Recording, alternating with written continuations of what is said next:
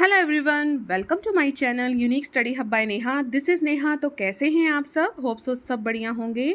तो गाइस, आज हम करेंगे सीडीपी के टॉप 30 क्वेश्चंस और ये 30 क्वेश्चंस आपके पीवाईक्यू हैं, यानी कि प्रीवियस ईयर क्वेश्चंस ही हैं। तो मेरा ये मानना है कि अगर आप पीवाईक्यू भी कर लेते हैं तो आपके आराम से एक अंडरस्टैंडिंग बन जाएगी कि हाँ भाई, किस टाइप के क्वेश्चन आपके सीटेट में आते हैं। ठीक है, तो ये सीरीज़ हमारी कंटिन्यूसली चल रही है। देखिए, जो आज मैं आपसे जो डिस्कस करूंगी वो आपके लेवल 1 का मैं डिस्कस करूंगी। पेपर 2016 का पेपर, ये मैं 2 फरवरी 2016 का पेपर आपसे डिस्कस कर रही हूँ। ठीक है, तो वीडियो के एंड तक बने रहें और वीडियो को लाइक शेयर एंड सब्सक्राइब अब ज़रूर कीजिए अगर आपको वीडियो पसंद आता है। तो चलिए वीडियो को स्टार्ट करते हैं। फर्स्ट क्वेश्चन है हमारा, अपने चिंतन में अवधारणात्मक परिवर्तन लाने हेतु शिक्षार्थियों को सक्षम बनाने के लिए शिक्षिका को क्या करना चाहिए? उन बच्चों को पुरस्कार देना चाहिए जिन्होंने अपने चिंतन में परिवर्तन किया है।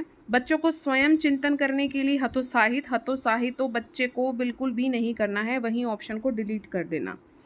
व्याख्यान के रूप में व्याख्या प्रस्तुत करनी चाहिए, स्पष्ट और आश्वस्त करने वाली व्याख्या देनी चाहिए तथा शिक्षार्थियों के साथ चर्चा करनी चाहिए। देखिए, अगर आपने अपनी थिंकिंग में एक इम्प्रूवमेंट लानी है, अगर हम यहाँ बच्चे की बात कर रहे हैं, प्राथमिक स्तर के बच्चे की अगर हम यहाँ पे बात कर रहे हैं और उसके चिंतन में अगर हमने कुछ चेंज लाने हैं, अवधारणाएं बनानी हैं और हमने जो है हमारे विद्यार्थी हैं उनको सक्षम बनाना है, तो सबसे उपयोगी अकॉर्डिंग टू ऑप्शन जो है आपके साथ क्या हो सकता है कि आप जो है अपने बच्चों के साथ चर्चा करें, उनको स्पष्ट चीज़ें बताएं, आश्वस्त देने वाली व्याख्या दें। मतलब कि उन्हें बताएं कि हाँ, अगर ये हो रहा है तो क्यों हो रहा है, उसका स्पष्ट जो है उनके साथ वार्तालाप करें।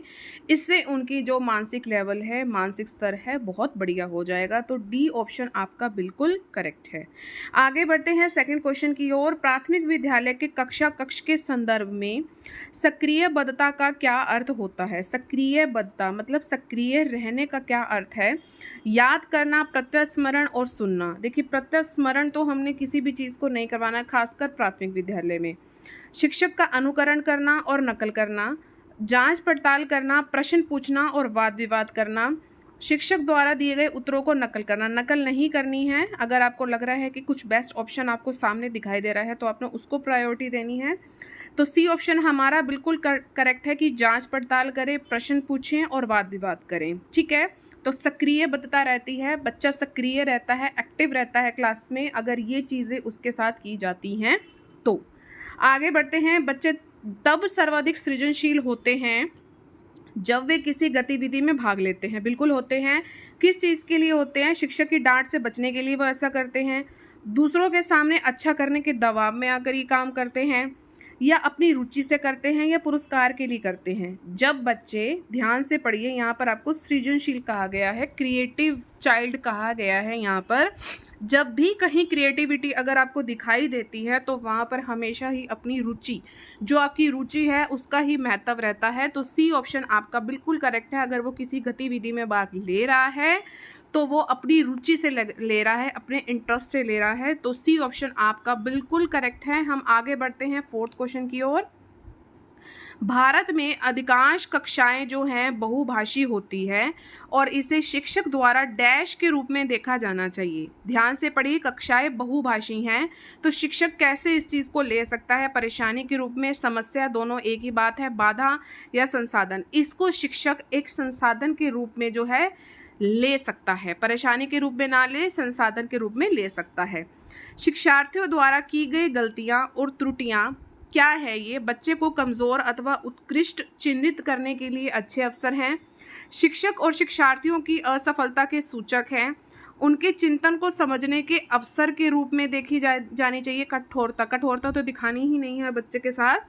तो देखिए, उसका जो चिंतन है, उसकी थिंकिंग है, उसको समझने के लिए, जो अगर गलतियां कर रहा है तो उसको समझने के लिए आप उसे अवसर दे रहे हैं। अवसर के रूप में देखिए कि अगर वो कोई गलती कर रहा है तो हम उस चीज़ को उसे समझा पाएंगे। अगर वो गलती नहीं कर रहा है तो इसका मतलब वो सीख ही नहीं रहा। ठीक है, तो सी ऑप्शन आपका बिल्कुल करेक्ट है। आगे बढ़ते हैं। डैश के विचार से जो बच्चे हैं वो सक्रिय ज्ञान निर्माता तथा नन्हे वैज्ञानिक होते हैं जो संसार के बारे में अपने सिद्धांतों की रचना करते हैं। किसने जो है नन्हे वैज्ञानिक कहा है बच्चों को? ये स्टेटमेंट बहुत ही इम्पोर्टेंट है। ये प्याजे साहब ने कहा है। प्याजे साहब ने ये कहा है कि जो बच्चे हैं वो सक्रिय ज्ञान निर्माता होते हैं। वो ज्ञान निर्माता मतलब अपने खुद ज्ञान का निर्माण करते हैं। वो नन्हे वैज्ञानिक होते हैं जो स्वयं अपने जो है संसार के बारे में अपने सिद्धांतों की वो खुद ही रचना करते हैं। स्टेटमेंट बहुत अच्छी है और कोशिश है कि आ सकती है, मुझे लग रहा है आ सकती है दोबारा।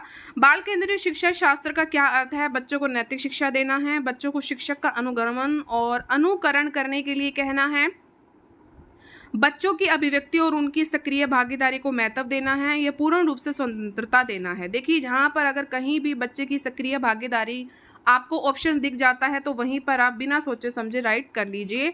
तो सी ऑप्शन आपका बिल्कुल करेक्ट है। जटिल परिस्थिति को संसाधित करने में शिक्षक जो है बच्चों की सहायता कर सकता है। कैसे कर सकता है? अगर उसके सामने बहुत ही मुश्किल परिस्थिति आ जाती है, प्रतियोगिता को बढ़ावा देकर और सबसे पहले कार्य पूरा करने वाले बच्चे को वो पुरस्कार देगा? नहीं। कोई भी सहायता ना देकर, देखिए बच्चे को सहायता नहीं देंगे तो कौन देगा? उस पर एक भाषण कितना दे लेंगे आप? क्या करेंगे आप कि कार्य को छोटे छोटे हिस्सों में बांटने के बाद उसको निर्देश लिख कर देंगे। ठीक है, आपके सामने कोई कार्य आ गया है, वो बहुत ज़्यादा मुश्किल है। देखिए यहाँ पर क्वेश्चन में ही कहा गया है कि यहाँ पर आपको जटिल परिस्थिति दी गई है। अब शिक्षक क्या करेगा? जो कार्य है जो उसको जटिल लग रहा है तो उसको क्या करेगा? वो अपने छोटे छोटे हिस्सों में बांट देगा। छोटे छोटे हिस्सों में बांटने के बाद उनको वो निर्देश दे देगा कि इस काम को कैसे करना है, इस काम को कैसे करना है। ठीक है, तो डी ऑप्शन आपका बिल्कुल करेक्ट है। आगे बढ़ते हैं। शिक्षार्थियों से यह अपेक्षा कर रहा है कि वे ज्ञान को उसी रूप में पुनः प्रस्तुत कर देंगे जिस रूप में उन्होंने उसे ग्रहण किया है। अच्छा है क्योंकि यह शिक्षक के लिए आकलन में सरल है, एक प्रभावी आकलन युक्ति है। समस्यात्मक है क्योंकि व्यक्ति अनुभवों की व्याख्या करते हैं और ज्ञान को ज्यों का त्यों पुनः उत्पादित नहीं करते हैं।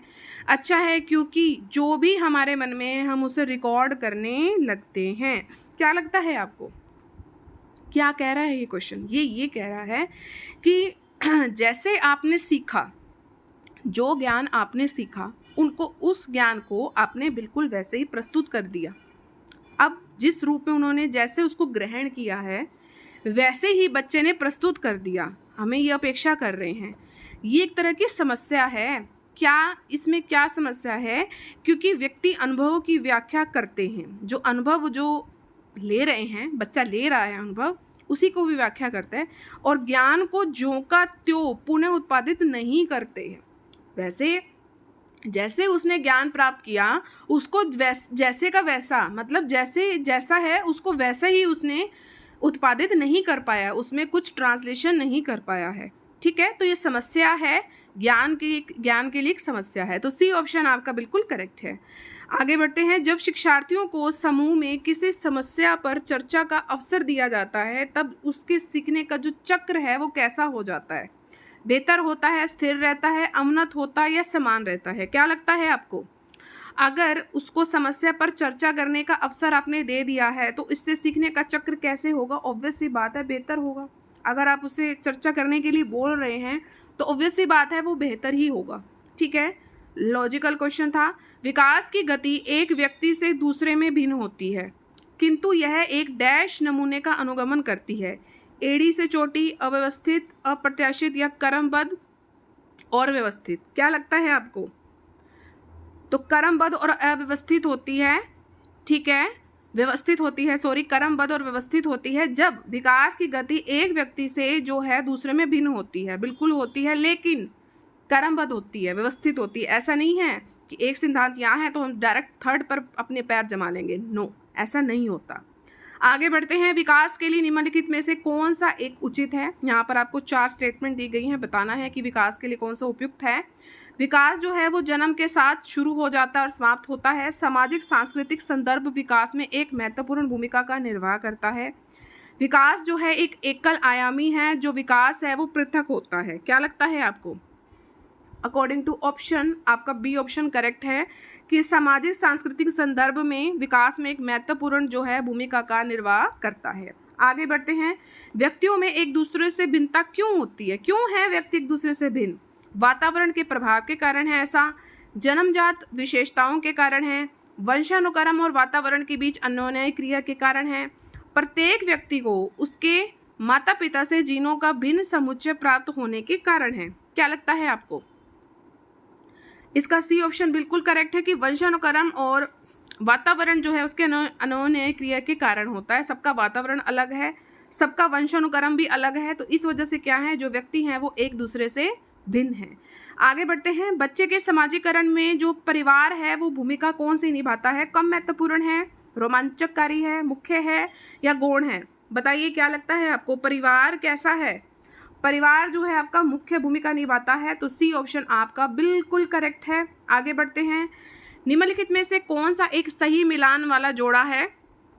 देखिए सही मिलान बताना है हमने। मूर्त संक्रियात्मक बच्चा जो है वो संधारण और वर्गीकरण करने योग्य हो जाता है। औपचारिक संक्रियात्मक बच्चा जो है अनुकरण, प्रारंभ, कल्पना परक खेल बताता है।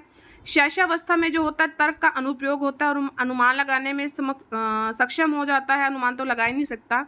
पूर्व संक्रियात्मक बच्चा है जो है वो निगमात्मक विचार जो है आपको बताने लग जाता है। तो क्या लगता है आपको? तो देखिए इसमें जो मूर्त मतलब मूर्ति, जिस चीज़ को हम देख पा रहे हैं, वर्गीकरण करने लग जाता है। ठीक है, अगर हम किसी चीज़ को देख पा रहे हैं तभी तो हम वर्गीकरण कर पाएंगे। अगर आप क्वेश्चन समझ नहीं आ रहा है तो इस तरह भी आप उसको समझने की कोशिश कीजिए, क्योंकि जब आप टेस्ट में बैठे होते हैं तो उस टाइम दिमाग हमारा कुछ जो है पजल होना शुरू हो जाता है।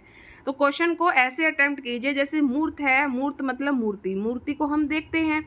ठीक है, अब हम किसी चीज़ को देख रहे हैं तभी तो हम वर्गीकरण कर पाएंगे, ऐसा नहीं है ना, बिना देखे तो हम वर्गीकरण कर नहीं पाएंगे। और इसमें हमसे पूछा गया है सही मिलान बताना है। ठीक है, तो ए ऑप्शन आपका बिल्कुल करेक्ट है। आगे बढ़ते हैं। एक बच्ची कहती है कि धूप में कपड़े जल्दी सूख जाते हैं, वह डैश की समझ को प्रदर्शित कर रही है। प्रतीकात्मक विचार है उसका, अहम केंद्रित चिंतन है, कार्यकरण है या विपर्य चिंतन है? क्या लगता है आपको? अगर वो कह रही है कि जल्दी सूख जाते हैं तो वो कार्यकरण है, उसने इस चीज़ को किया हुआ है तभी वो उस चीज़ को बता पा रही है कि जो कपड़े हैं वो जल्दी सूख जाते हैं।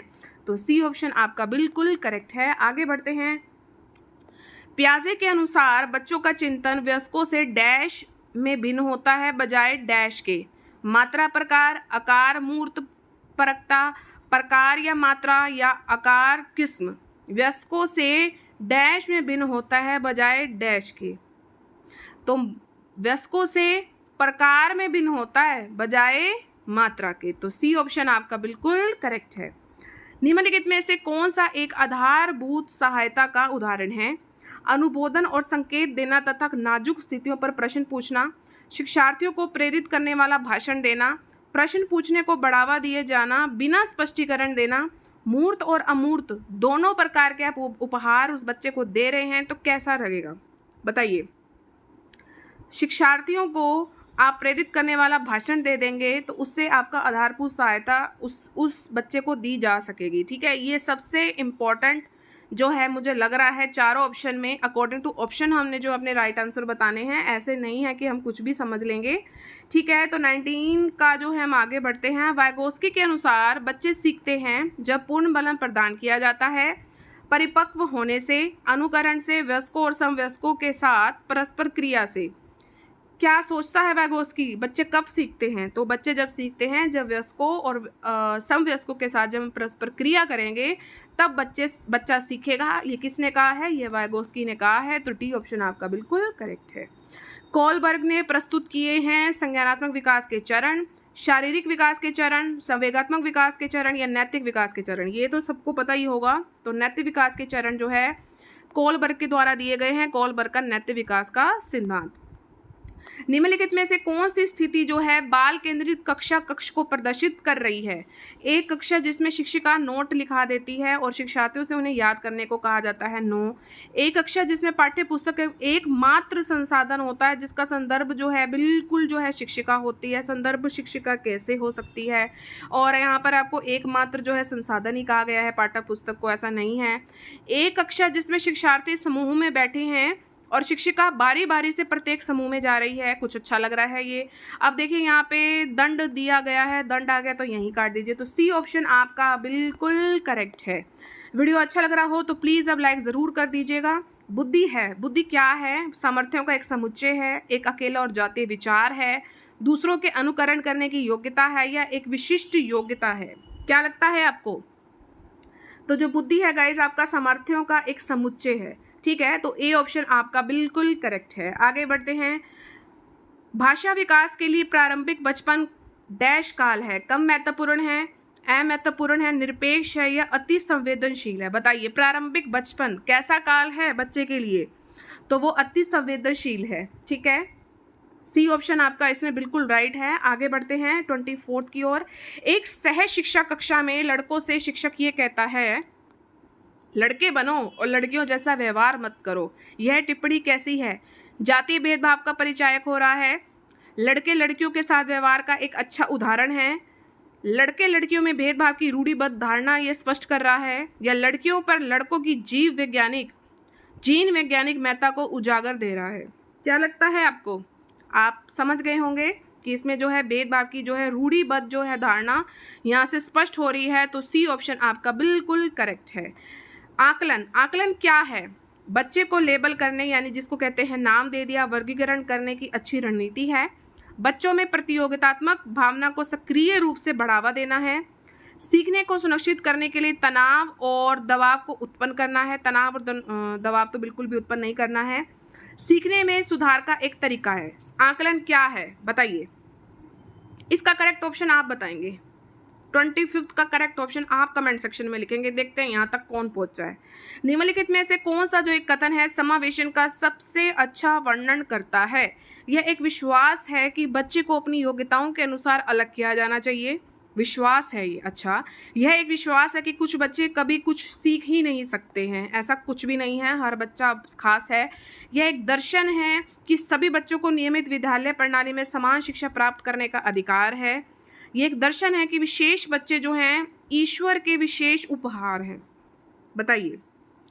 तो करेक्ट ऑप्शन आपका सी है कि दर्शन है कि सभी बच्चों को नियमित विद्यालय प्रणाली में समान शिक्षा प्राप्त करने का अधिकार है।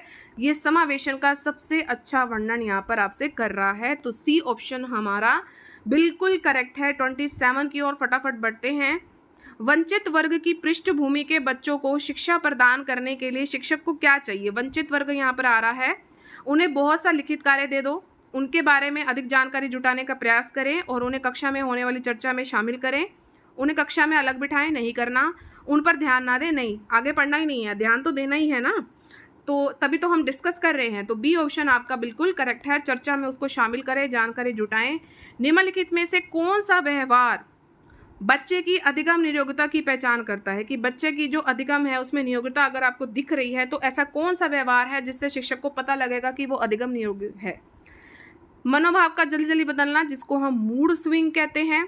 अपमानजनक व्यवहार करेगा। शब्दों को सही तरह से ना समझ पाना तथा शब्दों को सही तरह से ना लिख पाना। डी कह रहा है ए और बी। क्या लगता है आपको? तो सी ऑप्शन हमारा करेक्ट है कि शब्दों को वो सही तरह से समझ भी नहीं पा रहा है और शब्दों को सही तरह से वो लिख भी नहीं पा रहा है। तो ये उसकी पहचान है, ठीक है। आगे बढ़ते हैं। एक बच्चा जो आंशिक रूप से देख सकता है, ध्यान से पढ़िए क्वेश्चन को, आंशिक रूप से देख पा रहा है वो, बिना किसी विशेष प्रावधान के उसे नियमित विद्यालय में डालना चाहिए।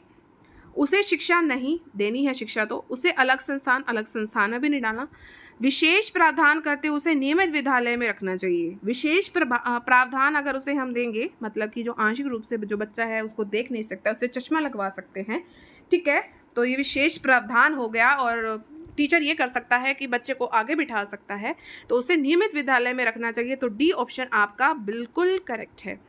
30 क्वेश्चन हमारा आज का लास्ट क्वेश्चन है। सीखना क्या है? सीखने वाले के संवेगों से प्रभावित नहीं होता है, संवेगों से क्षीण संबंध रखता है, सीखने वाले के संवेगों से स्वतंत्र है, सीखने वाले के संवेगों से प्रभावित होता है। बिल्कुल होता है। संवेग जो है, संवेग और सीखना कहीं ना कहीं एक दूसरे से संबंधित है, उस पर प्रभाव डालता भी है। अगर हम कुछ सीख रहे हैं तो हमारे संवेगों पे भी हमारा कंट्रोल होगा। अगर हम कुछ अच्छा सीख रहे हैं, हम कुछ अच्छा देख रहे हैं, तो हमारे संवेग भी वैसे होंगे। यानी कि जैसे मान लीजिए कि अगर हम भागवत गीता को पढ़ रहे हैं, हम उससे कुछ सीख रहे हैं, तो हमारे संवेग भी वैसे होंगे, खुशी वाले होंगे। हमारा ध्यान जो है भगवान की तरफ ज़्यादा बढ़ेगा, संवेग हमारे अच्छे होंगे, नैतिकता की ओर जाएंगे, मतलब आध्यात्मिक हो जाएंगे। तो संवेग भी जैसे हंसना, रोना, तो यही तो हमारे संवेग होते हैं। तो उसी प्रकार हमारे संवेग बन जाते हैं, ठीक है। समझ गए होंगे आप भाव को मैं क्या कहना चाहती हूँ कि अच्छी चीज़ें सीखेंगे तो अच्छे ही आपके संवेग आपको दिखेंगे, ठीक है। तो डी ऑप्शन आपका बिल्कुल करेक्ट है। तो कैसी लगी आज की वीडियो? मुझे उम्मीद है आपको ये सेशन बहुत बढ़िया लगा होगा। 30 क्वेश्चन कब कैसे हो जाते हैं पता भी नहीं लगता और क्लास बहुत छोटी रह जाती है। कोई बात नहीं, मुझे 30 क्वेश्चन आपको करवाने थे और मैंने करवा दिए हैं। वीडियो तक आप बने रहे हैं, लास्ट तक बने रहे हैं, उसके लिए थैंक यू सो मच। अब आपका काम क्या बनता है? मैक्सिमम लाइक, शेयर और सब्सक्राइब करने का। सब्सक्राइब का रेड बटन उसे ज़रूर प्रेस कीजिए और ऑल पर ज़रूर क्लिक कीजिए, तभी आपको मेरे चैनल पर जितनी वीडियोस आएंगी उसकी नोटिफिकेशन टाइम टू टाइम मिलती रहेगी। आज जो है 235 सब्सक्राइबर हैं, प्लीज़ मेरे चैनल को सब्सक्राइब कीजिए। आप देखते तो हैं लेकिन सब्सक्राइब नहीं कर रहे हैं, सब्सक्राइब ज़रूर कीजिए, आपके सपोर्ट की बहुत ज़्यादा नीड है। अब आपको डेली मेरे चैनल पर वीडियोज़ दिखेंगी ही दिखेंगी, चाहे कोई भी कंटेंट है। आपके जो है एग्ज़ाम, कोई भी एग्ज़ाम है उससे रिलेशन ज़रूर रखेगा और ऑथेंटिक होगा, ठीक है। मैं आपको इतनी श्योरिटी देती हूँ। आगे आने वाले टाइम में बहुत अच्छा अच्छा कंटेंट आपको मेरे वीडियोस मेरे चैनल पर देखने को ज़रूर मिलेगा वीडियो के थ्रू, ठीक है। चलिए, अब मैं सोच रही हूँ कि शॉर्ट्स का ट्रेंड आ गया है कुछ यूट्यूब पे, काफ़ी समय से मैं देख रही थी, तो अब छोटी छोटी शॉर्ट्स बनाऊँगी मैं, जिसमें मैं आपको कुछ क्लियर करूँगी, जो आपके डाउट हैं कुछ क्लियर करूँगी। हिंदी व्याकरण के हो गए, इंग्लिश ग्रामर के हो गए, ठीक है। तो ये शॉर्ट्स के थ्रू मैं आपको समझाऊंगी और सीडीपी भी समझाऊंगी, तो शॉर्ट्स को भी पूरा पूरा रिस्पॉन्स देना, ठीक है। चलिए, अब मिलेंगे अपने नेक्स्ट सेशन में अच्छे क्वेश्चंस के साथ और अच्छी एनर्जी के साथ। चलिए मिलेंगे अपनी नेक्स्ट वीडियो में। Till then thank you so much for watching. Bye bye guys and take care.